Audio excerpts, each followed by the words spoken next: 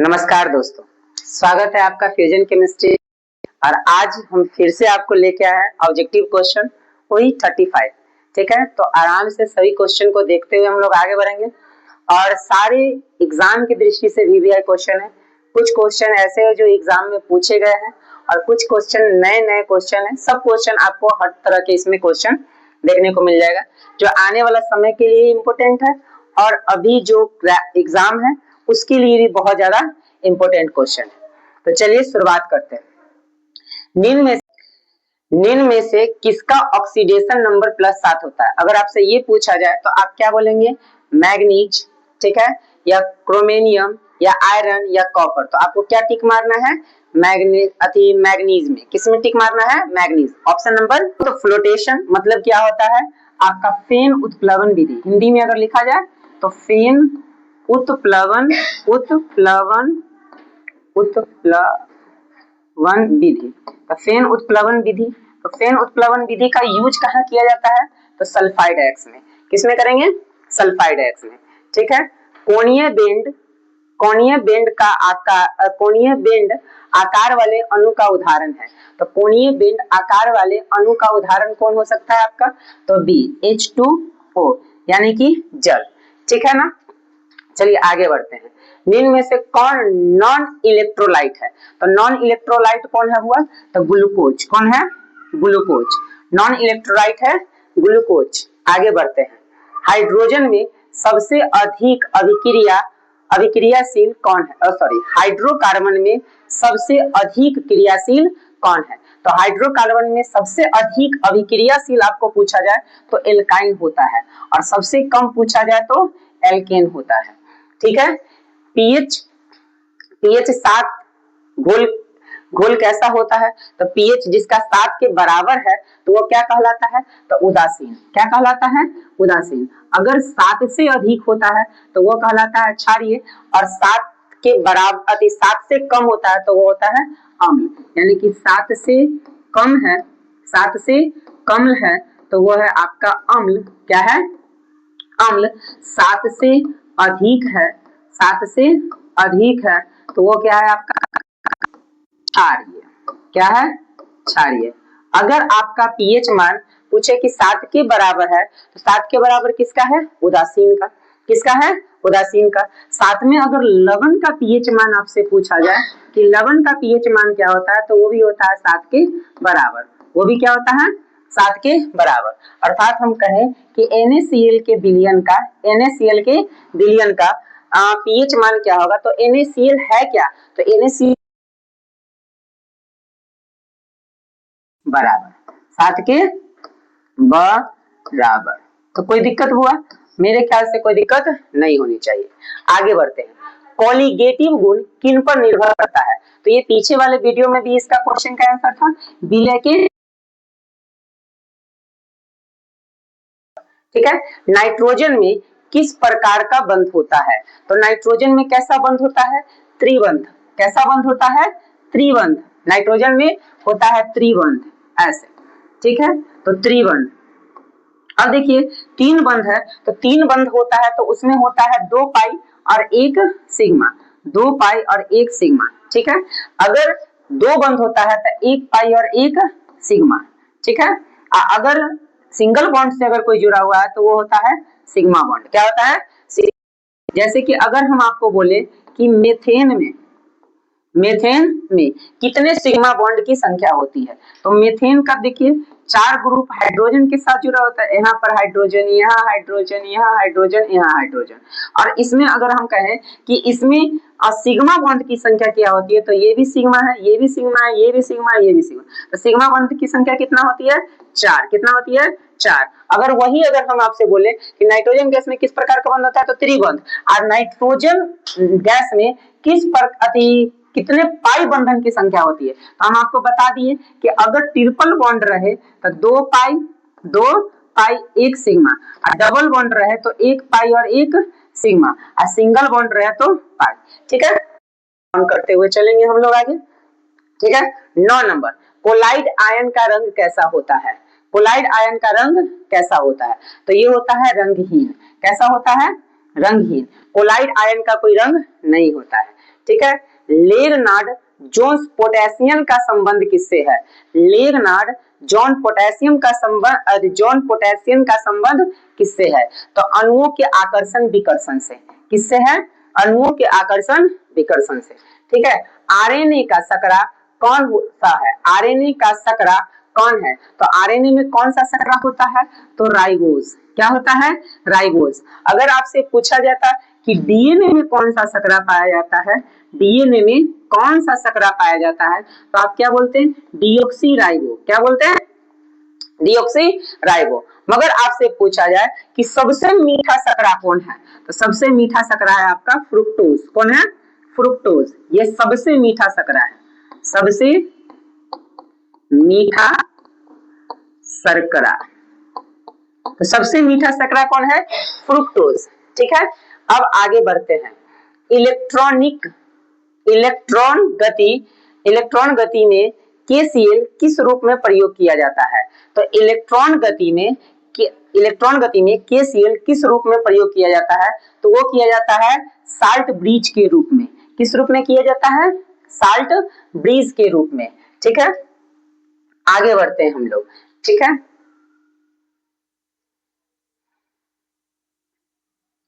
शराब उद्योग में किण्वन का कारण कौन सा एंजाइम है? शराब उद्योग में किण्वन के कारण कौन सा एंजाइम है? जाइमेस। क्या है? जाइमेस, ठीक है। आगे बढ़ते हैं। निम्न में से कौन सा डी ब्लॉक का तत्व है? तो डी ब्लॉक का अगर आपको इलेक्ट्रॉनिक विन्यास निकालने आता है तो आपको पता चल जाएगा कि कौन डी ब्लॉक का तत्व है, कौन नहीं है। जैसे अगर हम आपसे बोले कि सोडियम कितना में है? 11 में, मैग्नीशियम 13 में, आयरन कितना में है? 26 में, एल्युमिनियम कितना में है? 13 में, एल्युमिनियम 12, एल्युमिनियम मैग्नीज एल्युमिनियम, ठीक है। तो सोडियम का देखिए 1s2 2s2 2p6 3s1, तो बताइए ये एस ब्लॉक का सदस्य हो गया। मैग्नीशियम 12 में आता है, एल्युमिनियम कितना में है? 13 में। तो मैग्नीशियम का अगर बोले तो 1s2 2s2 किस ब्लॉक का है? एस ब्लॉक का। जबकि अगर आयरन का बोले तो 1s2 2s2 2p6 3s2 3p6 4s2 3d 26 है तो 6, ठीक है। अगर हम किस ब्लॉक का हो गया? डी ब्लॉक का। अब एल्युमिनियम का देखें तो 1s2 2s2 2p6 3s2 3p1, ठीक है। तो एल्युमिनियम किस ब्लॉक का हो गया? डी ब्लॉक का। तो आपसे पूछा है निम्न में से कौन डी ब्लॉक का तत्व है? तो डी ब्लॉक का तत्व कौन हो जाएगा? Fe। अगर आपको इलेक्ट्रॉनिक विन्यास निकालने आता है और पूछा जाए कि किस ब्लॉक का तत्व है, तो आप आराम से निकाल सकते हैं, ठीक है। ये सब चीज को जैसे इलेक्ट्रॉनिक विन्यास हो या फिर नए नए चीज हो, वो आपको जब क्लास आपका फाइनली चालू होगा उस समय से चलेगा। अभी जो हम आपको पढ़ा रहे हैं वो ओनली फॉर क्रैश कोर्स के माध्यम से पढ़ा रहे हैं, यानी कि क्रैश कोर्स में हमको नंबर कितना लाना है, कितना ज्यादा नंबर लाना है, उस चीजों के लिए हम लोग मेहनत कर रहे हैं, ठीक है। हम लोग को अगर आपको सिलेबस पढ़ना है तो सिलेबस जब चालू हो जाएगा, जैसे 15 तारीख से 15 जनवरी से आपका सिलेबस चालू हो जाए, है कि नहीं, लगभग 15 जनवरी से 12th का सिलेबस चालू हो जाएगा, तो 12th के सिलेबस में इन सभी चीजों को बताया जाएगा। फिर उसके बाद 11th का सिलेबस चालू होगा तो लाइन से ही क्लास चलते रहेंगे। अभी आपका फिलहाल क्रैश कोर्स के माध्यम से कोशिश किया जा रहा है कि चीजों को जितना जल्दी हो सके आप तक पहुंचाया जाए, ताकि आप एग्जाम को अच्छा से क्लियर कर सके, ठीक है। आगे बढ़ते हैं आपका कि आइजोमर जिसका आणविक सूत्र समान होता है परंतु संरचना सूत्र भिन्न भिन्न होता है, तो क्या कहलाता है? आइजोमर ही कहलाता है। क्या कहलाता है? आइजोमर ही कहलाता है, ठीक है। ऑस्मिक ऑस्मोसिस ऑस्मोसिस में ऑस्मोसिस में विलायक का प्रवाह कहाँ होता है? तो ऑस्मोसिस में विलायक का प्रवाह कहाँ होता है? तो निम्न सांद्रण से उच्च सांद्रण की ओर। किधर होता है? निम्न सांद्रण से उच्च सांद्रण की ओर, ठीक है। आगे बढ़ते हैं 17 नंबर क्वेश्चन, ठीक है। में उपस्थित फंगस ग्रुप क्या होता है? तो कार्बोक्सिलिक अम्ल में क्या होता है? Bond COOH। अगर आपसे पूछा जाता है, इसमें पूरा को बता देते हैं, ये फिनॉल OH किसका है? अल्कोहल का, अल्कोहल, अल्कोहल, ठीक है। और ये किसका हो जाएगा आपका? तो ये हो जाएगा एल्डिहाइड का, एल्डिहाइड। और ये तो अभी आपको पता ही है, ये किसका है? कार्बोक्सिलिक अम्ल का, ठीक है। और ये किसका है? तो ये है आपका एमीन, एमीन, अंग्रेजी में लिखे तो एमाइन, ठीक है। निम्न में से कौन नाभिकीय अभिक्रिया नहीं है? निम्न में से कौन नाभिकीय अभिक्रिया नहीं है? तो संलयन अभिक्रिया जो होती है, नाभिकीय संलयन अभिक्रिया, ये नाभिकीय अभिक्रिया नहीं होती है, ठीक है। चलिए आगे बढ़, नहीं सॉरी, इसमें आपका हो जाएगा न्यूट्रलाइजेशन, क्योंकि ये तो नाभिकीय संलयन अभिक्रिया है, ये है। विखंडन अभिक्रिया आपका हो जाएगा, ये आपका नाभिकीय संलयन अभिक्रिया है। नाभिकीय अभिक्रिया ये भी है, संलयन अभिक्रिया, विखंडन अभिक्रिया भी नाभिकीय, संलयन भी नाभिकीय है, रेडियोधर्मिकता ये भी नाभिकीय है। न्यूट्रलाइजेशन ये आपका नाभिकीय अभिक्रिया नहीं है, नाभिकीय अभिक्रिया, अभिक्रिया, अभिक्रिया नहीं है। ये आपसे पूछा है नहीं है, तो कौन नहीं है? तो न्यूट्रलाइजेशन ये आपका क्या है? नाभिकीय अभिक्रिया नहीं है, ठीक है। आगे बढ़ते हैं 19 नंबर क्वेश्चन, ठीक है। 19 नंबर, एल्डिहाइड का सामान्य सूत्र क्या होता है? जस्ट हम आपको पहले, एल्डिहाइड में क्या लगा हुआ रहेगा? CHO, ये आपका एल्डिहाइड है। और ये क्या हो जाएगा आपका? एल्कोहल, क्या हो जाएगा? एल्कोहल। देखिए हम सारे एल्कोहल, हम सभी को इसलिए बार बार बताने का प्रयास कर रहे हैं ताकि आपसे एक भी क्वेश्चन एग्जाम में छूटे नहीं। ये आपका हो जाएगा एल्डिहाइड। ये क्या है? तो ये अभी जस्ट बताया, कार्बोक्सिलिक अम्ल। और ये क्या है आपका? तो ये है आपका एमीन। क्या है ये? एमीन। जस्ट अभी थोड़ा देर पहले इन चीजों की चर्चा किया गया है, ठीक है। अब आगे बढ़ते हैं, आइसोटोप किसके भिन्न रूप में है? तो आइसोटोप किसके भिन्न रूप में है अगर आपसे पूछा जाए तो वह है परमाणु। क्या है? परमाणु, ठीक है। निम्न में से कौन गैस नियम है? तो गैस नियम किसका है? तो चार्ल्स का। किसका है? चार्ल्स का। तो चार्ल्स का नियम, धातु का सर्वोत्तम चालक कौन है? तो इनमें से सबसे ज्यादा आप देखिएगा कि धातु में किसका यूज किया जाता है? तो कॉपर के तार का। किसका किया जाता है? कॉपर के। तो धातु का सर्वोत्तम चालक कौन हो जाएगा? कॉपर। कौन हो जाएगा? कॉपर। आगे देखते हैं, प्रिजर्वेटिव के रूप में किसका उपयोग होता है? तो प्रिजर्वेटिव के रूप में किसका उपयोग किया जाता है? तो आपका होता है फॉर्मेल्डिहाइड। किसका यूज किया जाता है? फॉर्मेल्डिहाइड का, ठीक है। आगे बढ़ते हैं, धातुओं का जंग लगना किसका उदाहरण है? अगर धातुओं में जंग लग रहा है तो यह किसका उदाहरण हो जाता है? ऑक्सीकरण का। किसका उदाहरण हो जाता है?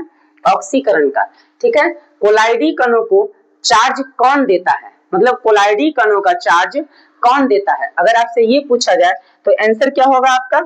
कोलाइडी कणों का चार्ज देता है। क्वेश्चन आपका वो है, और आपके ऑप्शन है ताप, आयन, दाब या प्रकाश। तो ठीक है, केकुलर संरचना किसकी होती है? तो केकुलर संरचना किसकी होती है आपका? तो बेंजीन की। किसकी होती है? केकुले संरचना किसकी होती है? बेंजीन की। तो बेंजीन की संरचना कैसी होती है? तो आपको बताया गया था पिछले वीडियो में, इस प्रकार से एक एक की अगर कोई संरचना है तो वो होती है बेंजीन। अब एग्जाम में किसकी किसकी पूछा जाता है? तो बेंजीन की। और बेंजीन के ऊपर अगर ज्यादातर एग्जाम में पूछे गए OH लगा हुआ रहे तो ये होता है फिनॉल।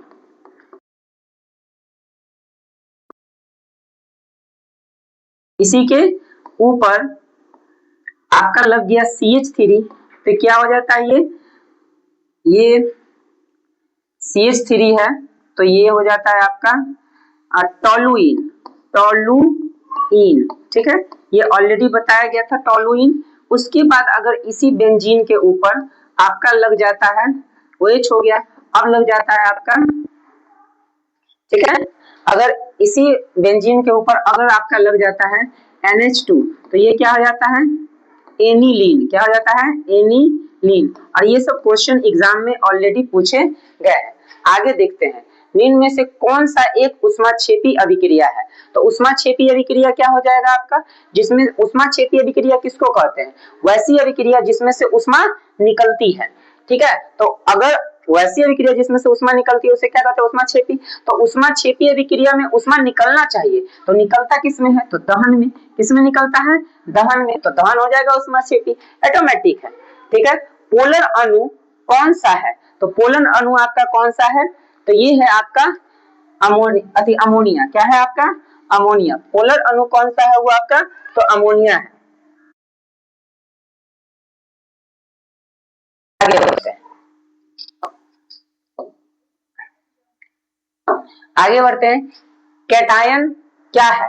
तो कैटायन क्या है, ठीक है। तो कैटायन है आपका आवेश। कैटायन, धन आयन को क्या कहा जाता है? Cat ion. धन आयन को क्या कहा जाता है? केट आयन, ठीक है ना। चलिए आगे बढ़ते हैं। फॉर्मेलिन में क्या घुला हुआ रहता है? जो फॉर्मेलिन होती है उसमें क्या घुला हुआ रहता है? तो HCHO। फॉर्मेलिन किसमें देखी जाती है? मतलब कि टिंडल प्रभाव किसमें देखी जाती है? तो ये तो जानते हैं आप, पिछले कक्षा में भी बताया गया था, कोलाइड में। किसमें देखी जाती है? कोलाइड में, ठीक है। आगे बढ़ते हैं। क्रिस्टल ठोस किसका पालन करते हैं?